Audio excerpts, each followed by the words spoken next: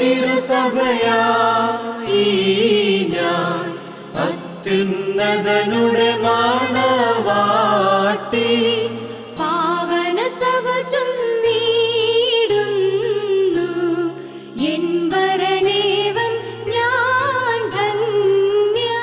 ക്രൈസ്തവ ആധ്യാത്മിക അനുഭൂതിയുടെ അടിസ്ഥാന ഘടകങ്ങളിലൊന്നാണ് കൂദാശാനുഭവം എന്നുള്ളത്. ദൈവരാജ്യത്തിലേക്ക് മനുഷ്യർ പ്രവേശിച്ച് ദൈവരാജ്യത്തിൻ്റെ അനുഭവം സ്വന്തം ജീവിതത്തിൽ സാക്ഷാത്കരിക്കുന്നതിൻ്റെ പ്രകാശനമാണ് കൂദാശ അനുഭവം എന്നുള്ളത്. യേശുക്രിസ്തു മനുഷ്യരക്ഷയ്ക്ക് വേണ്ടി ഭൂമിയിൽ വന്ന് രക്ഷാകരമായ പാതയിലേക്ക് മനുഷ്യനെ നയിച്ചപ്പോൾ ആ ദൈവരാജ്യത്തിൻ്റെ അനുഭവത്തിന് മനുഷ്യരെ പ്രാപ്തമാക്കുവാൻ ചില ഉപാധികൾ നിയമിച്ചു. അവയാണ് കൂദാശകൾ എന്ന് പറയുന്നത്. മനുഷ്യരക്ഷയ്ക്ക് വേണ്ടി യേശുക്രിസ്തു സ്ഥാപിച്ച കൃപാമാർഗങ്ങളുടെ പ്രത്യക്ഷങ്ങളായ ചില കർമ്മങ്ങളും അവയിൽ കൂടി അപ്രത്യക്ഷങ്ങളായ കൃപകൾ ലഭിക്കുന്നു എന്നുള്ളതുമാണ് സഭയുടെ പാരമ്പര്യത്തിൽ കൂദാശകൾക്ക് നൽകിയിരിക്കുന്ന ഔദ്യോഗികമായ ഒരു വിശദീകരണം. എത്ര വിശദീകരിച്ചാലും ആത്മീയമായ അനുഭവം നമുക്ക് വാക്കുകളിൽ ഒതുക്കുവാൻ സാധ്യമല്ല. അത് അനുഭവിച്ചറിഞ്ഞേ പറ്റൂ.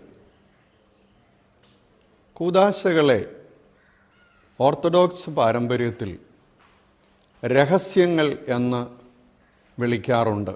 സുറിയാനിയിൽ റോസോ എന്ന് പറഞ്ഞാൽ ദൈവത്തിൻ്റെ ജീവനിൽ മനുഷ്യൻ പങ്കുചേരുന്ന അഭൗമികമായിരിക്കുന്ന ഒരു അനുഭവം.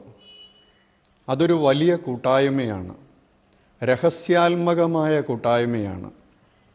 അതുകൊണ്ട് അത് കേവലം ശുദ്ധീകരണത്തിൻ്റെ ഒരു കർമ്മം മാത്രമല്ല. സുറിയാനിയിൽ കൂദോശോ എന്ന പദത്തിന് ശുദ്ധീകരണം എന്നാണ് അർത്ഥം കൊടുക്കുന്നത്. കേവലം ശുദ്ധീകരണത്തിൻ്റെ കർമ്മം മാത്രമല്ലാത്തതുകൊണ്ടാണ് കൂദാശ എന്ന പദത്തേക്കാൾ റോസോ രഹസ്യം എന്നുള്ള പദം ഓർത്തഡോക്സ് പാരമ്പര്യം ഇഷ്ടപ്പെടുന്നത്. ഇംഗ്ലീഷിൽ സാക്രമെൻ്റ് എന്ന് പറയാറുണ്ട്. അത് ലത്തീൻ ഭാഷയിലെ സാക്രമെന്തും എന്ന് പറയുന്ന പദത്തിൽ നിന്ന് ഉണ്ടായിരിക്കുന്നതാണ്. ആ പദത്തിൻ്റെ അർത്ഥം ഉറപ്പ്, പ്രതിജ്ഞ എന്നൊക്കെയാണ്. അവിടെയും യഥാർത്ഥത്തിൽ രഹസ്യങ്ങളുടെ അർത്ഥം പൂർണ്ണമായിട്ട് വരുന്നുണ്ടോ എന്ന് സംശയമാണ്. ഏതായാലും മിക്കവാറും എല്ലാ ക്രൈസ്തവ പാരമ്പര്യങ്ങളിലും ആധ്യാത്മിക അനുഭൂതിയുടെ ചില കർമ്മമാർഗങ്ങൾ സൂചിപ്പിക്കുന്നുണ്ട്. അത് അനുഷ്ഠാന രീതിയിൽ ആചരിക്കപ്പെടുന്നുണ്ട്.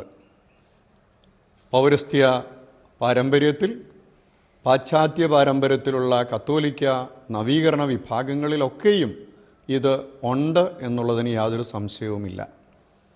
ഓർത്തഡോക്സ് പാരമ്പര്യം ജീവിതത്തെ മുഴുവനും കൂദാശയായിട്ട് രഹസ്യമായിട്ട് കാണുന്നുണ്ട്. കാരണം അത് ദൈവവും മനുഷ്യനും ചേർന്നുള്ള ഒരു പുതിയ ജീവിത രീതിയാണ്. ദൈവരാജ്യത്തിൻ്റെ അനുഭവത്തിൽ നിത്യജീവൻ്റെ പാതയിൽ മനുഷ്യർ പുരോഗമിക്കുന്നു. അങ്ങനെ വരുമ്പോൾ ക്രിസ്തീയ ജീവിതത്തിലെ ഓരോ കാര്യവും ദൈവം ഇടപെടുന്നതാകുമ്പോൾ അതിനൊരു കൗദാശിക ഭാഗം ഉണ്ട്. അതുകൊണ്ട് തന്നെ കൂദാശകളെ ഇത്രയെന്ന് കൃത്യമായിട്ട് പറയുന്ന ഒരു രീതിക്ക് ഓർത്തഡോക്സ് പാരമ്പര്യം അത്ര വലിയ പ്രാധാന്യം കൊടുക്കാറില്ല. എന്നാലും ആധ്യാത്മിക ജീവിതത്തിൽ വളരെ പ്രാധാന്യമുള്ള ചില അനുഷ്ഠാനങ്ങളെ സഭ ഗൗരവതരമായിട്ട് എടുക്കുന്നു. അങ്ങനെയുള്ളവയാണ് 7 കൂദാശകളെന്ന പേരിൽ നാം പറയാറുള്ളത്.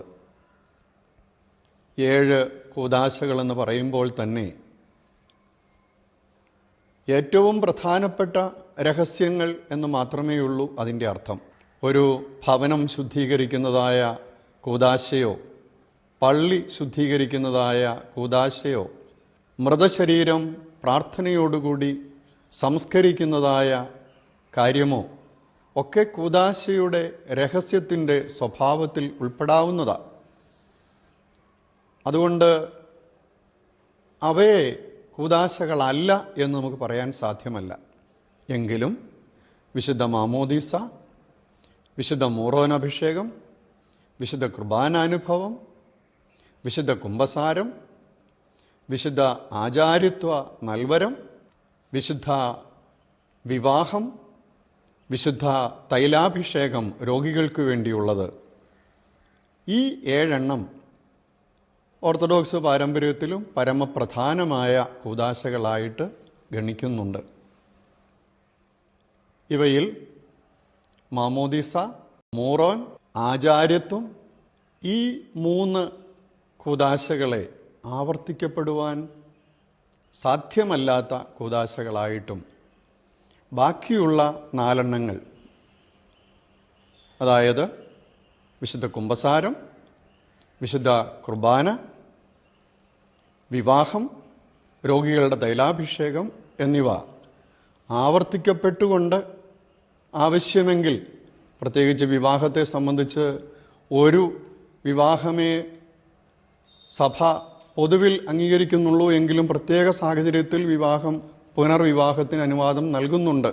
അതുകൊണ്ട് മാത്രം അവയുടെ ആവർത്തന സാധ്യത സഭയിൽ ഉണ്ട് എന്ന് പറയുന്നു. ഈ കൂദാശകളിൽ കൂടി നൽകപ്പെടുന്ന ദൈവിക അനുഗ്രഹങ്ങളിലേക്ക്, ഈ ഓരോ കൂദാശയിലേക്കും നമുക്കൊന്ന് പ്രവേശിച്ചു നോക്കാം.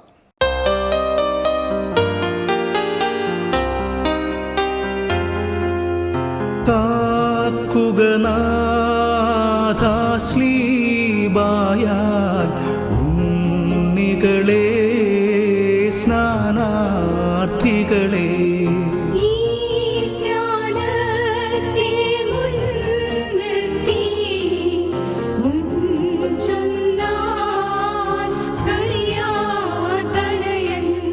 നൽകുന്നേ നീരിൽ സ്നാനം വന്നിടുന്നാത്മാവിൽ. വിശുദ്ധ മാമോദീസ ദൈവരാജ്യത്തിലേക്കുള്ള പ്രവേശനത്തിൻ്റെ കൂദാശയാണ്. നമ്മുടെ കർത്താവ് തൻ്റെ പരസ്യ ശുശ്രൂഷയിൽ നിക്കോദീമോസ് എന്ന് പറയുന്ന ആളിനോട് അരുളി ചെയ്തു. അത് വിശുദ്ധ യോഹന്നാൻ്റെ സുവിശേഷത്തിൽ രേഖപ്പെടുത്തിയിട്ടുണ്ട്. ആമീൻ ആമീൻ ഞാൻ നിന്നോട് പറയുന്നു, വീണ്ടും ജനിക്കാതിരുന്നാൽ ദൈവരാജ്യത്തിൽ പ്രവേശിപ്പാൻ ആർക്കും കഴിയുകയില്ല എന്ന്. അപ്പോൾ വീണ്ടും ജനനത്തിൻ്റെ അനുഭവം യേശുക്രിസ്തു വളരെ വ്യക്തമായി സൂചിപ്പിച്ചു.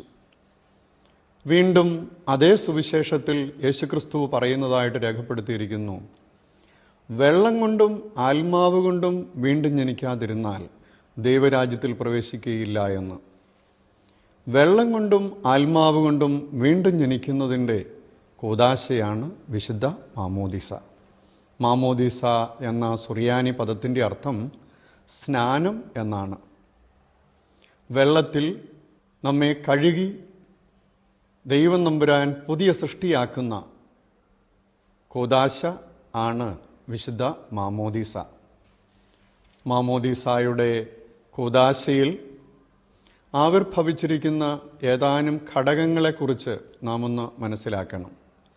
മാമോദീസായുടെ കൂദാശാക്രമം അനുസരിച്ച് ആദ്യം ഒരുക്കത്തിൻ്റേതായ ഒരു ഭാഗമുണ്ട്.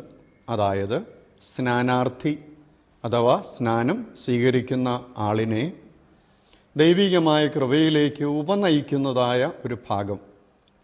അവിടെ ഈ ആളിനെ ദൈവികമായ കൃപകൾക്ക് വേണ്ടി സമർപ്പിച്ചുകൊണ്ട്, ആ ആളിനെ ദൈവവചനം കേൾപ്പിച്ചുകൊണ്ട്, ആ ആളിന്മേൽ ദൈവനിശ്വാസം നൽകുന്ന രീതിയിൽ ഊതിക്കൊണ്ട്, ആ ആളിൻ്റെ പേര് ജീവഗ്രന്ഥത്തിൽ എഴുതപ്പെടുന്നു എന്ന് സൂചിപ്പിച്ചുകൊണ്ട്, ആ ആളിൻ്റെ നെറ്റിയിൽ നിത്യജീവനായിട്ട് മുദ്ര കുത്തപ്പെടുന്നു എന്ന് പേര് പറഞ്ഞുകൊണ്ട് നടത്തുന്നതായ പ്രാർത്ഥനാഭാഗവും, തുടർന്ന് സാത്താനെ ഉപേക്ഷിച്ച് മശിഹായെ സ്വീകരിക്കുവാനായിട്ട് എല്ലാ പ്രതികൂല ശക്തികളെയും തന്നിൽ നിന്ന് നീക്കി ദൈവത്തിൻ്റെ കൃപയിലേക്ക് ഏൽപ്പിക്കുകയും വിശ്വാസം പൂർണ്ണമായിട്ട് ആ ആളിനെ കൊണ്ട് പ്രഖ്യാപിപ്പിക്കുകയും ചെയ്യുന്നതായ ഒരു ഭാഗമാണ് ഈ ഒരുക്കത്തിൻ്റെ ഭാഗം എന്നുള്ളത്.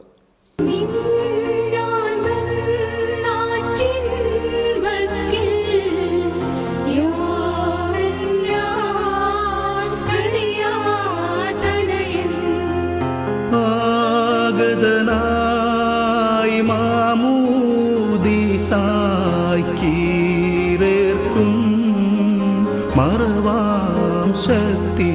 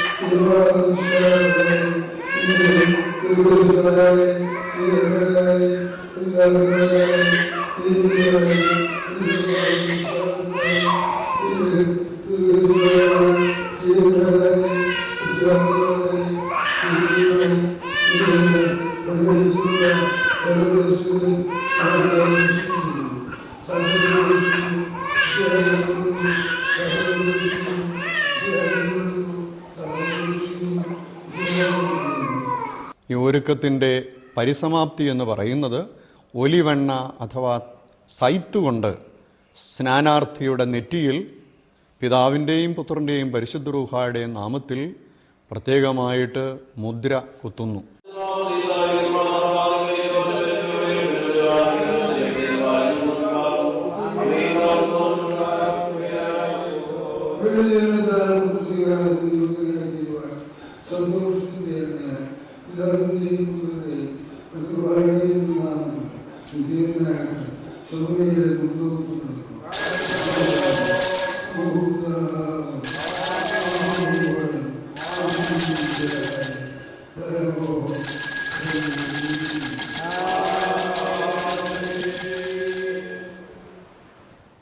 രണ്ടാമത്തെ ഭാഗം എന്ന് പറയുന്നത് വാഴ്ത്തപ്പെട്ട ജലം, അതിൽ പ്രത്യേക പ്രാർത്ഥനയാൽ മൂറോൻ ഒഴിച്ച് പരിശുദ്ധാത്മാവിൻ്റെ ആഹ്വാനം നടത്തി ആ വെള്ളം ക്രമീകരിച്ചിട്ട് ആ വെള്ളത്തിൽ സ്നാനാർത്ഥിയെ മാമോദീസ മുക്കുന്നു.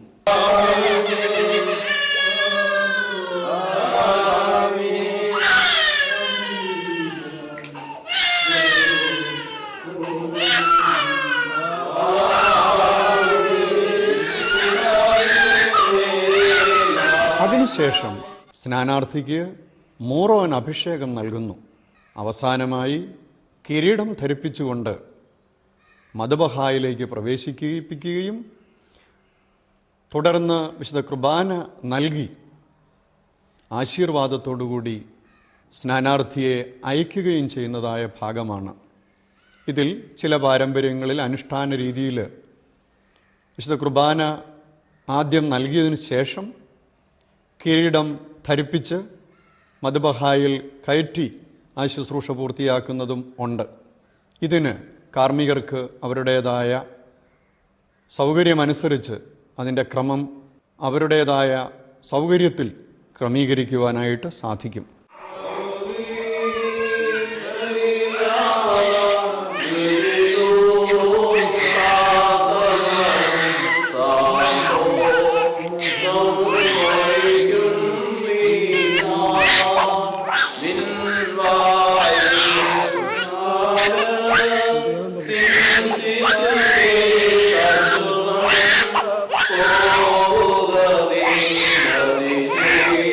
you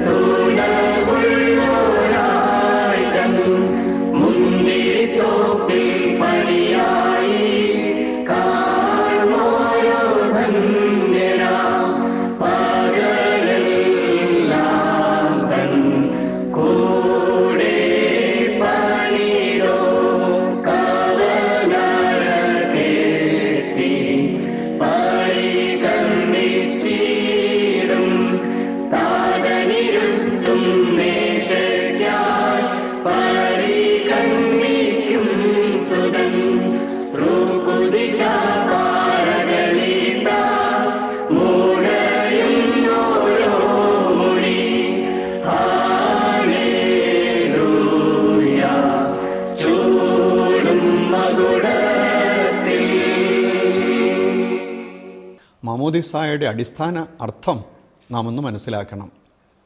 പ്രധാനമായിട്ട് 4 കാര്യങ്ങളാണ് മാമോദിസായിൽ നടക്കുന്നത്. ഒന്ന്, പാപാവസ്ഥയിൽ നിന്നുള്ളതായ മോചനം അഥവാ പാപമോചനം. 2, വീണ്ടും ജനനം, ഉയരത്തിൽ നിന്നുള്ള ജനനം എന്നുകൂടി ഇതിന് പറയാറുണ്ട്. ദൈവം പുതിയ ഒരു ജനനം ഈ കുഞ്ഞിന് അല്ലെങ്കിൽ ഈ സ്നാനാർത്ഥിക്ക് നൽകുന്നു.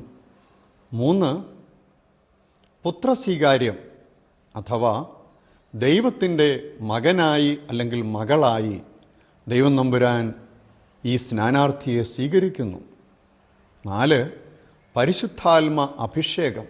പരിശുദ്ധാത്മാഭിഷേകത്തിൻ്റെ പ്രത്യേക സൂചനയാണ് മൂറോൻ കൊണ്ടുള്ളതായ അഭിഷേകം. ഓർത്തഡോക്സ് പാരമ്പര്യത്തിലും മിക്ക പുരാതന സഭകളുടെ പാരമ്പര്യങ്ങളിലും ശിശുക്കൾക്ക് മാമോദിസ നൽകുന്ന രീതി ആദ്യം മുതലേ ഉണ്ട്. അത് ക്രൈസ്തവ സഭയുടെ ആരംഭത്തിലേ ഉണ്ടായിരുന്നു എന്നുള്ളതിന് തെളിവുകളുമുണ്ട്. അപ്പോസ്റ്റോലിക് ട്രഡീഷൻ എന്ന് പറയുന്ന പുരാതന ഗ്രന്ഥത്തിൽ പറയുന്നുണ്ട് ശിശുക്കൾക്ക് ആദ്യം മാമോദിസ നൽകട്ടെ എന്ന്.